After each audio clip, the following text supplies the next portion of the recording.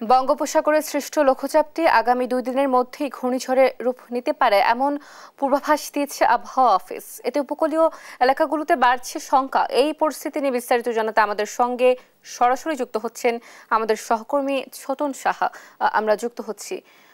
ছোটন, ঘূর্ণিঝড়ের সম্ভাব্য গতিপথ ও প্রভাব নিয়ে কি বলছে আবহাওয়া অধিদপ্তর? সর্বশেষ কি তথ্য রয়েছে আপনার কাছে, জানাবেন?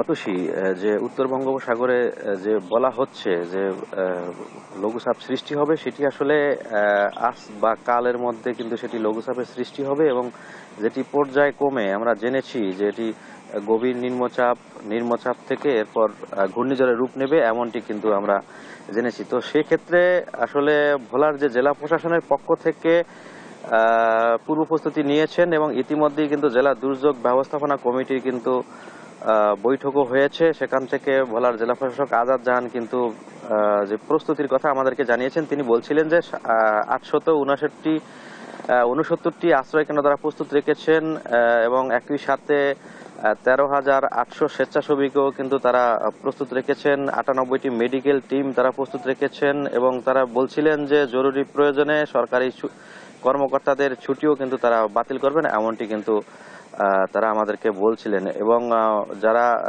যে মজুত রয়েছে, বিশেষ করে ঘূর্ণিঝড়ের পূর্বে যে খাদ্য সামগ্রী এবং চাল বরাদ্দ রয়েছে পর্যাপ্ত, এমনটি আমরা জেনেছি।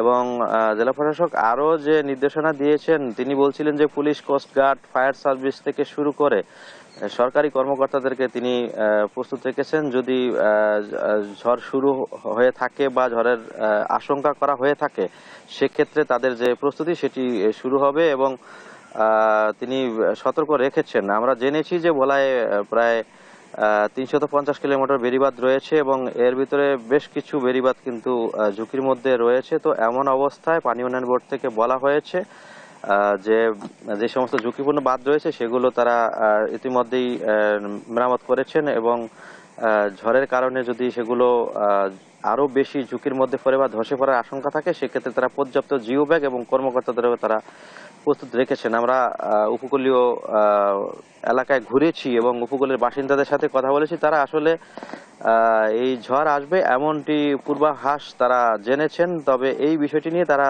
অনেকটাই আতঙ্কিত এবং তারা প্রস্তুতি নিচ্ছেন যে সতর্কতা সংকেত যদি জারি করা হয় সেক্ষেত্রে তারা আশ্রয়কেন্দ্রে যাবে, এমনটি কিন্তু আমরা জেনেছি। তো এ ছিল আমার কাছে যে উত্তর বঙ্গোপসাগরে যে ঘূর্ণিঝড়ের সৃষ্টি হতে যাচ্ছে তা নিয়ে সর্বশেষ তথ্য। ফিরছি স্টুডিওতে। অতসী। ছোটন, ধন্যবাদ আপনাকে। দর্শক, আমরা ঘূর্ণিঝড়ের পূর্বাভাসটি জানছিলাম, আমাদের জানাচ্ছিলেন আমাদের সহকর্মী ছোটন সাহা।